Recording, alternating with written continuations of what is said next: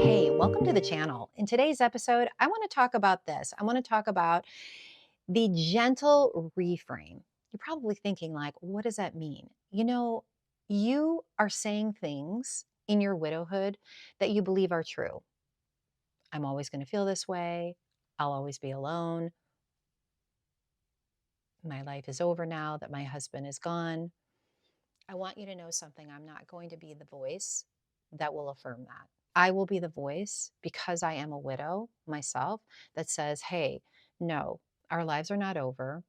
We're not going to be always surviving. We will be living. There's this thought that a widow is over here and the world's over here, and we're trying to fit in, but then we bounce back because we don't.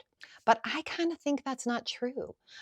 I don't necessarily think we fit in the way we used to, but I think our story really matters. I think that we understand now the fragileness of life, and what we share with others really matters.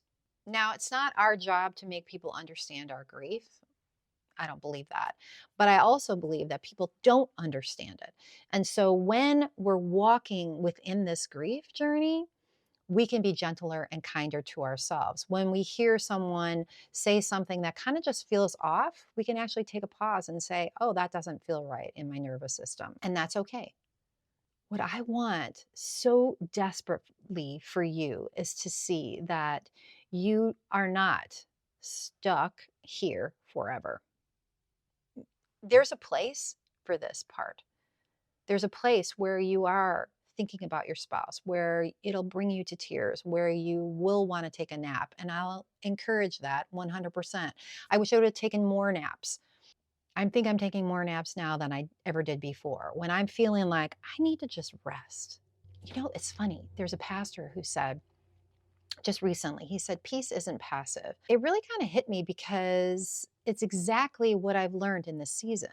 Peace isn't us just sitting having a margarita on the beach waiting for the dust to settle. No, peace is active. It's training my thoughts. It's noticing, oh, what is my brain saying, and how can I gently remind myself that those things aren't true. In the coaching field, we have this. We talk about a circumstance, which for us, it's our husband died. Then there's a thought or a feeling. Then there's an action. And then there's a result. And this is where I want to just start to help you reframe, to retrain what you're thinking and what your thoughts are and what you're feeling. Now, none of those are bad. I have felt them and thought them all. But because I've done training and I've learned a lot about what our brain is designed to do, I realize, okay, we can rewire that. Here's what I want you to do. First of all, I want you to grab my Gentle Grief Guide. I think that's going to help. It's essential, I believe, for you right now in this place. It's the price of a bag of coffee, but it is so essential because it's going to help you to start to see and create new practices. You might say to yourself, and I will not judge this, that I want to stay here. I don't want to go over here, because I think if I leave here, I'm going to leave him. And I want to just encourage you, you're not. I tell my clients all the time, you are walking with your grief. You're walking with it. You're not leaving him behind. In fact, I have said this before. I don't know if you've heard me say this, but my husband's favorite motto was, every day is a holiday, every meal is a banquet. He would say it all the time. And he would say it in random places. And I don't think that's a coincidence that that keeps popping up in my mind. That some reason he said that way back there all the time, so that I can actually see life as vibrant and beautiful again. It's not going to take away or fix my grief, and it won't fix your grief. Your truth is that your spouse died. All the thoughts that are happening, it's just that your amygdala in your brain is in overdrive. And all those thoughts are just trying to keep you safe. That's all. They're just trying to keep you safe. It's not that you're broken or that you have to try and fix it or figure it out. That's why I created this gentle guide, because you can start to see and start to notice, oh, I'm saying that. I say that a lot. There's no judgment. Again, peace is active. Most of the time, your trauma is talking. And if we can rewire it, we can create more peace. So, the general reframes that you would have, they're going to start with you just noticing. Just start noticing. What am I saying? Does that make my nervous system feel good? Or does it make me feel like I'm overwhelmed and anxious? When you feel that way, I don't want you to judge it. I just want you to start noticing, like, oh, I say that and it really makes me feel a certain way.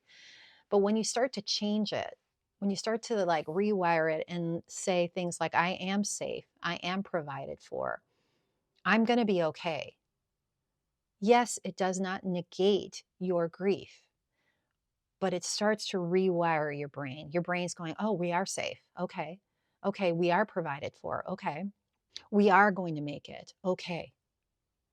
And it will look for evidence for that. And that, my friend, is what I want for you. I hope this lands with you. I hope that you can see that you are more than a conqueror and that your peace is something that you can work towards. Because remember, thoughts and feelings aren't necessarily true. And I know that because I've had many of them. I've had many thoughts where I've been like, what's going to happen to me? What am I going to do? How am I going to take care of myself? Oh my gosh, I'm always going to be alone. When I started to notice, like, oh, I was saying that all the time, I was feeling more and more despair. And I don't want to be that voice for you. I want to be the voice that says, we're going to do this.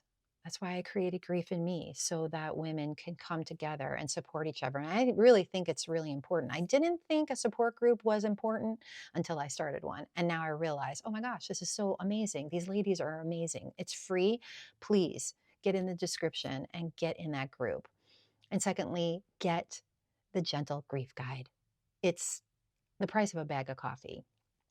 I mean, there's no reason why you shouldn't get it. It's going to help you. It's essential. You'll start to see, oh, I say that, or oh, I feel that. You'll even like, there's discussion about certain feelings that you can be like, oh, yes, that's me. I do that. And there's no judgment. You're going to actually see it and just be able to like put it there, look at it, and then you're going to be like, okay, I'm going to take that and rewire that. And lastly, I have a new program coming out called A New Way to Stand. You can get on the wait list for that. Just email me and we'll get you on the wait list. But I want to leave you with this. You are not broken. You are grieving.